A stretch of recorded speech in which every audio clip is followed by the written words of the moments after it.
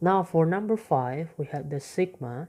Sigma from n equals 0 to 120 of 1 over root of n plus 1 plus root of n. And you can see here we just have to plot in the numbers until 120. But of course this is too much from 0 to 120. We just have to find the pattern. So if we put the first is n equals 0, so that is 1 plus root of 0, that is 1. If we put n equals 1, that will become root 2 plus root 1. And then we have to rationalize this. So root 2 minus 1, root 2 minus 1, right? So this become root 2 minus 1. And if we put n equals 1, that will be root 3 plus root 2. We rationalize the fraction, it will become root 3 minus root 2. And you can see that because it's a sigma, it will become add all together. So that is 1 plus root 2 minus 1 plus root 3 minus root 2 and etc. You can see that 1 is cancelled with each other, root 2 is cancelled with each other. If we go up to 120, you can see that if we put n equals 120, it will become 121 plus root 120, and we rationalize that root 121 minus root 120, and then the rest is the same. This will become root 121 minus root 120, which is 11 minus root 120, and this will become the final addition here is plus 11 minus root 120. You can see that everything is just cross over here, but after the cross here, the final answer is 11. So the answer is 11. Now for number 6, you can see that how many integers n are there for such that from the number of 1 to 200, that how many n is actually not divisible by 2 nor 5. So the easiest is we just have to find the value, the total value of numbers that is not divisible by 2. And the number that is divisible by 2 is 2, 4, 6, 8 until 200. We just have to find how much number here, how many the number here. So it will become 2. And you can see the difference between the number is 2. Okay, so A is 2, B is 2. A is the initial pattern, and the B here is the difference of the pattern. And 200 is A plus n minus 1 B.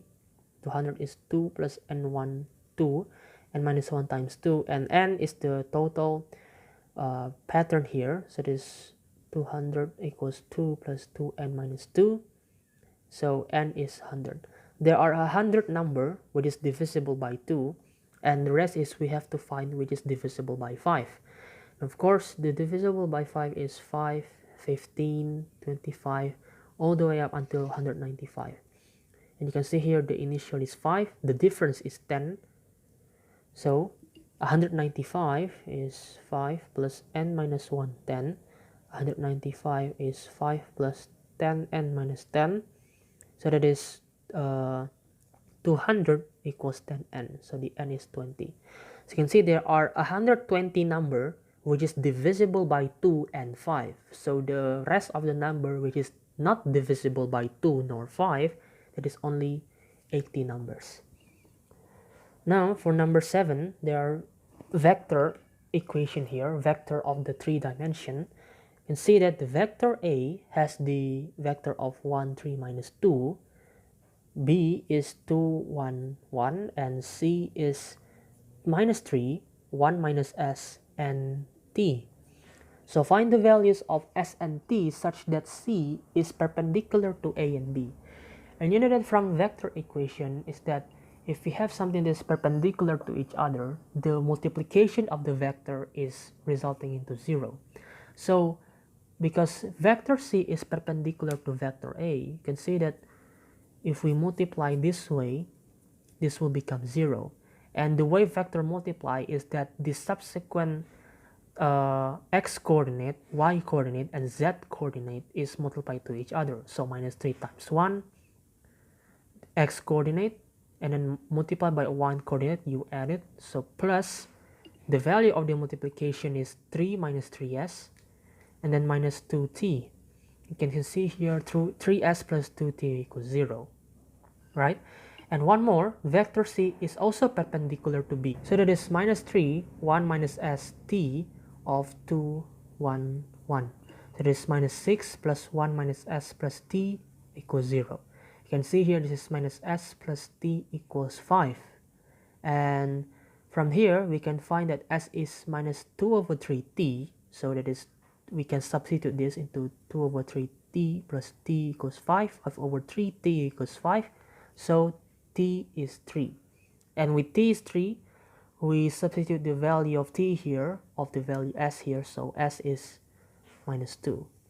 So the value of s and t, which makes the vector c perpendicular to vector a and b, is minus 2 and 3. Now for number 8 of the question here, find the tangent line such to the curve that of y equals e to the power of x over 2, which goes through the point of 0, 0. Essentially, if we graph the curve here, let's say we have this graph, okay, and there's a tangent line here where the tangent line goes into the point of 0, 0. So we have to find this equation of tangent line. And you can see that to find the equation of the tangent line, you have to find the derivative, the first derivative of the equation. That is e to the power of, essentially this is half x. Okay, if you want to differentiate this function, e to the power of fx, the differentiation is f prime x times e to the power of f of x. So the derivative of half x is half, and e half x. And you can see that the tangent line, tangent to the curve, is at the value of x coordinate of x equals a.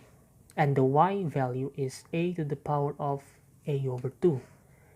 And you can see that the tangent line is a straight line. So that is have the general equation of a straight line is mx plus c. And you can see that the gradient here is 1/2 e to the power of half a, because we say that the coordinate is a. The x coordinate is a. Okay, and you can see we can substitute the gradient, which is half e to the power of half a x plus c. And you can see that because this is a straight line that is goes into 0, the c will become 0. And the next is like this. So the value is 0. And then if we put x equals a, the y value will be e to the power a over 2. So e to the power of a over 2 is half e to the power of a over 2 with x is a. And when we cross this, because this can be crossed to each other, so a equals 2. And we can find the equation of the straight line is y equals half e over e to the power of a over 2 times x, which a is 2, so the equation of a straight line is half ex. So this is the answer for number 8. Now for number 9, the sequence of a sub n is to the following condition of a1 equals 5, meaning that the first value of a sub n is 5, and a sub n plus 1 is 3 over 4 a sub n, with n goes from 1 to 3 and to infinity. And the question is to calculate what is the value of the sigma from n equals 1 to the infinity. Basically, we sum all that together of a sub n.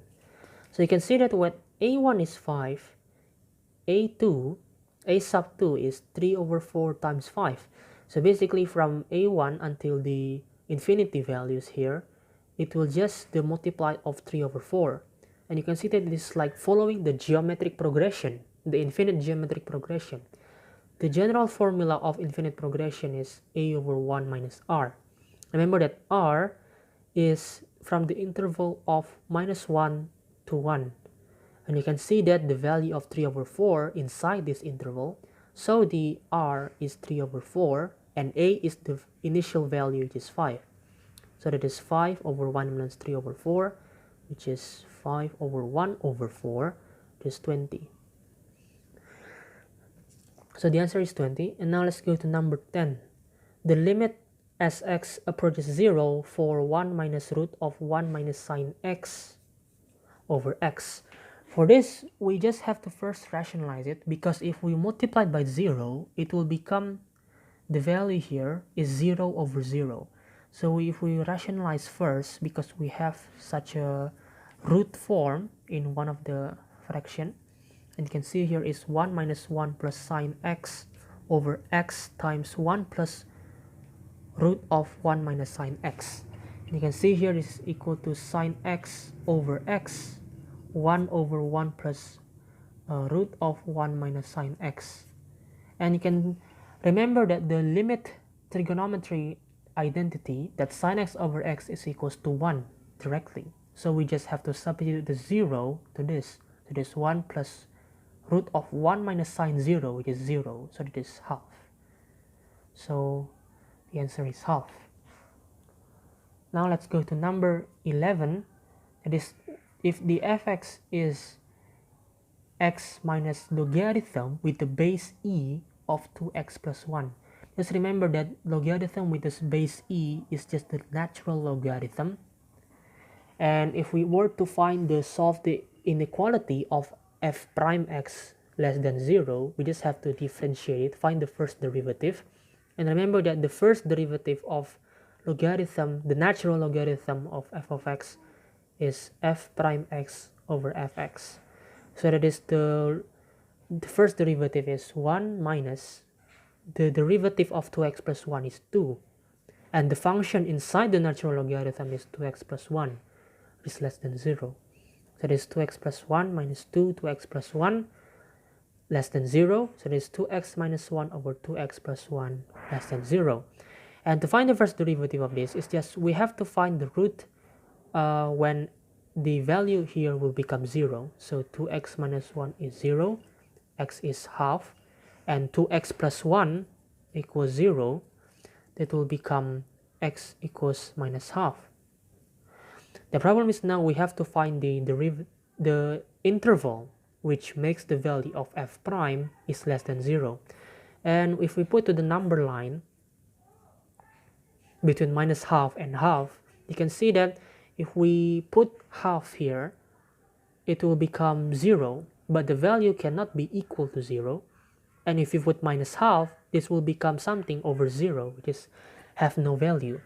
So we have to find the value between the interval, for example.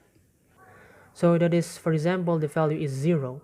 If we put 0 in this value, it will become minus 1 over 1. That is negative. That is satisfy the interval. So because 0 is between this interval, therefore the solution is minus half less than x less than half. So that is the answer for number 11. And now for number 12, the integral from 0 to pi of x sine x dx. We just have to use the differentiation integration table, that is x sine x. Here we differentiate it, become 1, and we integrate it into minus cosine x. And this table will continue until the differentiation table is equal to 0. So the differentiation of 1 is 0, and this we integrate into minus sine x. And the value of this integration, we multiply this one into this, the first value, minus x cosine x, and then the value of this is minus sine x, and we multiply with negative, so that is plus sine x. Okay, so this multiplication is negative, right, minus sine x, but the second value here, because it's already at the second value, multiplied by negative. And this is from the interval of pi to 0. So that is minus pi cosine pi plus sine pi, and then minus 0, this is 0, sine 0 is also 0. And you can see that minus pi cos pi is actually pi. Sine pi is 0. So the answer is pi. So that is for Kosen Math 2015 Part 1, and stay tuned for the other parts.